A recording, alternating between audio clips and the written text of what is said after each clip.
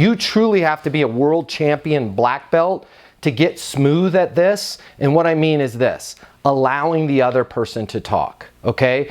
This is so easy in our coaching, in our lives, every Tuesday, Thursday when we get together to say things like, hey, Phil, you got to let the other person talk. And so hard for even somebody as smart as Phil when he's speaking with a prospect and they're saying all the things that Phil wants to hear.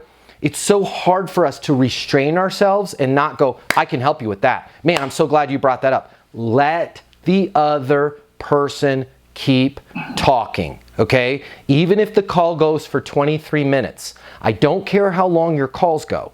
What I care about is the ratio of you talking to them talking. And what you have to realize is when you say, you guys see me through there?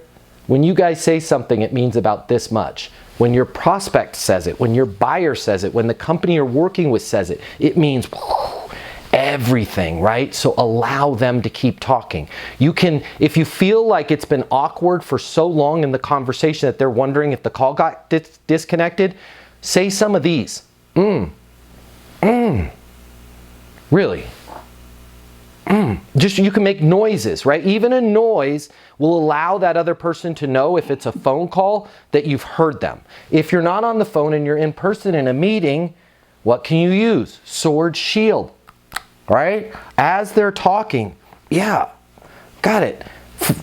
400,000, right? Make sure you're writing things down that they're saying. You can come back. This is like a mini whiteboard. You can come. Now, you had told me that you guys missed out on about 400,000 in sales over the last 10 months. Can we kind of go back to what you were saying there? I'd like to dig into that a little bit. Why do you think you guys missed the 400,000? Well, our people weren't following up on leads. When you say they're not following up on leads, can you give me a specific example? Can you walk me through what's going on? Okay, notice what I'm not doing. Oh my gosh, yeah, we can help you double your sales. Oh, following up on leads? Absolutely. That's part of the Easton University Learning Portal, and your people can jump in every Tuesday and Thursday and ask questions about how to follow up on leads. Guys, let your prospect keep talking. Chances are they're going to talk themselves into doing business with you. It's really, really weird, but life isn't fair. The more you let them talk, the more they're going to walk away from that conversation going, man, that Matt Easton guy's amazing. Man, that Easton University is awesome sales coaching. Man, that Easton University is perfectly aligned with where I'm at in my career, made $242,000 last year, want to make $1 million. Man, Matt gets it. Okay? If I spent 21 of the 23 minutes talking, they're going to walk away with more questions than answers. If they spend most of the time talking. Yeah, go ahead, Bob. It's funny, and I'll comment later, what a great conversationalist you are. 100%. 100%. Right?